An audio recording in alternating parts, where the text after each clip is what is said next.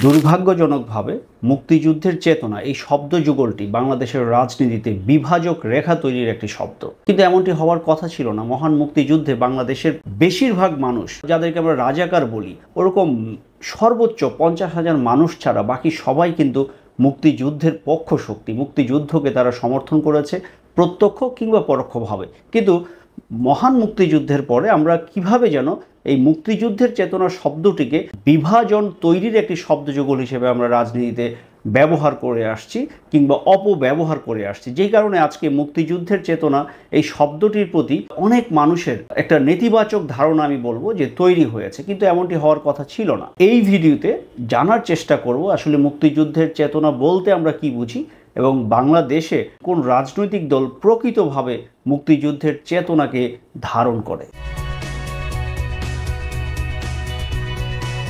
মুক্তিযুদ্ধের চেতনা কি সেটা বুঝতে হলে আসলে জানতে হবে যে আমরা কেন যুদ্ধ করেছিলাম। এই কারণটি হলো আসলে আমাদের মুক্তিযুদ্ধের চেতনা। কেন আমরা যুদ্ধ করেছিলাম সেটা হচ্ছে পাকিস্তান হানাদার বাহিনীর কিংবা পাকিস্তান শাসক গোষ্ঠীর দেশ বিভাগের পর থেকে, ভারত বিভাগের পর থেকে পাকিস্তানের শাসকরা আমাদের এই পূর্ব পাকিস্তানি জনসংখ্যার প্রতি বা পূর্ব পাকিস্তানিদের প্রতি একটা বৈষম্যমূলক আচরণ তারা করেছে। সরকারি চাকরি, ব্যবসা বাণিজ্য, প্রতিটা ক্ষেত্রে আমরা এই পূর্ব পাকিস্তানের জনগণ কিন্তু বৈষম্যের শিকার হয়েছে এবং সেই বৈষম্যের বিরুদ্ধেই তৎকালীন রাজনৈতিক দলগুলো কিন্তু আন্দোলন করেছে। তো এই বৈষম্য যখন চূড়ান্ত পর্যায়ে পৌঁছে যায় এবং 1970-এর নির্বাচনে আওয়ামী লীগ বিজয়ী হওয়ার পরেও তাদের হাতে ক্ষমতা না দেওয়ার কারণেই কিন্তু শুরু হয়েছে মহান মুক্তিযুদ্ধ। তার মানে কি দাঁড়াচ্ছে যে পাকিস্তানি বাহিনীর বা পাকিস্তানি শাসক গোষ্ঠীর যে অত্যাচার, নিপীড়ন, বৈষম্যমূলক আচরণ, তার বিরুদ্ধেই কিন্তু পূর্ব পাকিস্তান এখনকার যে বাংলাদেশ, সেই বাংলাদেশের জনগণ কিন্তু রুখে দাঁড়িয়েছিল। তাহলে এটাই হচ্ছে আমাদের মুক্তিযুদ্ধের চেতনা। তো এই চেতনাটাকে আমাদের স্বাধীনতার যে ঘোষণাপত্র আছে, এই আমাদের সংবিধানও সেটা উল্লেখ করা আছে যে আমাদের স্বাধীনতার ঘোষণাপত্র, সেখানে স্পষ্ট করে লেখা আছে যে সাম্য, মানবিক মর্যাদা এবং সামাজিক ন্যায় বিচার, এই তিনটি কারণেই মূলত আমরা যুদ্ধ করেছি। তো আরও স্পেসিফিক্যালি বললে যে মত প্রকাশের স্বাধীনতা, গণতন্ত্র, সাম্য, সামাজিক ন্যায় বিচার, এইসব কারণেই কিন্তু আমরা যুদ্ধ করেছি এবং এগুলি হচ্ছে আসলে মুক্তিযুদ্ধের প্রকৃত চেতনা। এখন তাহলে প্রশ্ন দাঁড়ায় যে আমাদের রাজনৈতিক দলগুলোর মধ্যে এই যে মুক্তিযুদ্ধের চেতনা যারাই বলে, সে আওয়ামী লীগ হোক বা অন্য যেই দলই আমরা মুক্তিযুদ্ধের চেতনার কথা বলি, সেই দলগুলো কি আমাদের যে শাসন ব্যবস্থা দিয়েছে স্বাধীনতার এই 53 বছরের মধ্যে যতগুলো শাসন ব্যবস্থা আমরা পেয়েছি, কোনো রাজনৈতিক দলের মধ্যে কি আমরা এই আচরণটা পেয়েছি?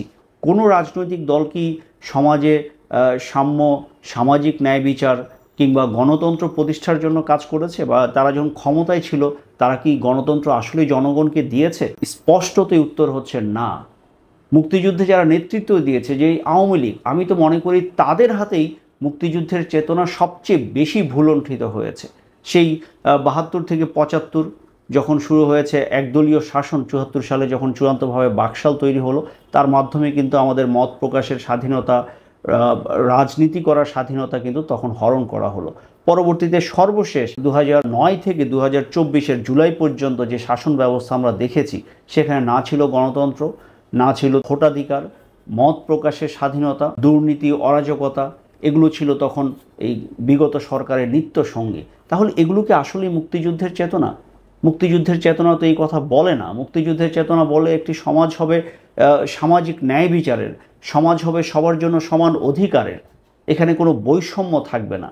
কিন্তু আমরা দেখেছি বিগত সরকারের আমলে সবচেয়ে বেশি বৈষম্যের শিকার হয়েছে যে বিরোধী মতের যারা বিশ্বাসী তারা। কিন্তু মুক্তিযুদ্ধের চেতনা তো এটি নয়। তাহলে স্পষ্টতই এটা বোঝা যাচ্ছে যে মুক্তিযুদ্ধের চেতনাকে আওয়ামী লীগ একটি রাজনৈতিক বয়ান কিংবা তাদের অনুকূলে একটি রাজনৈতিক বিভাজক হিসাবে তারা ব্যবহার করেছে। ঠিক প্রকৃত মুক্তিযুদ্ধের চেতনাকে তারা আসলে ধারণ করেনি বা করার চেষ্টা করেনি। যেটা হয়েছে যে মুখে মুখে মুক্তিযুদ্ধের চেতনার কথা বলে জনগণের মধ্যে একটা বিভাজন তৈরি তারা অপচেষ্টা করেছে এবং এই অপচেষ্টার রাজনীতি পৃথিবীর কোথাও কিন্তু সফল হয় না। বিভাজনের রাজনীতি পৃথিবীর কোথাও সফল হয়নি। হয়তো সাময়িকভাবে লাভবান হওয়া যায়, কিন্তু চূড়ান্তভাবে এই বিভাজনের রাজনীতি আসলে কোনো সুষ্ঠু সামাজিক ন্যায় বিচার প্রতিষ্ঠা করতে পারে না এবং সুষ্ঠু শাসনতন্ত্র দিতে পারে না।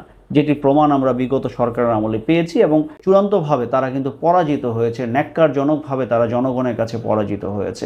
তাই আসুন, এখন সময় এসছে যে নতুন যারা দায়িত্ব নিবে আগামী দিনে, যারাই দায়িত্বে আসবে, যে সরকারি যারাই আসবে, যেই দলই আসুক না কেন, যে মুক্তিযুদ্ধের প্রকৃত চেতনাকে ধারণ করতে হবে। ঠিক মুখের বুলির চেতনা না, যেই মুক্তিযুদ্ধের চেতনা যেটাকে ধারণ করে আমাদের মুক্তিযোদ্ধারা আপামর জনগণ যুদ্ধ করেছিল, সেই চেতনাকে এখন বাস্তবায়নের সময় এসছে।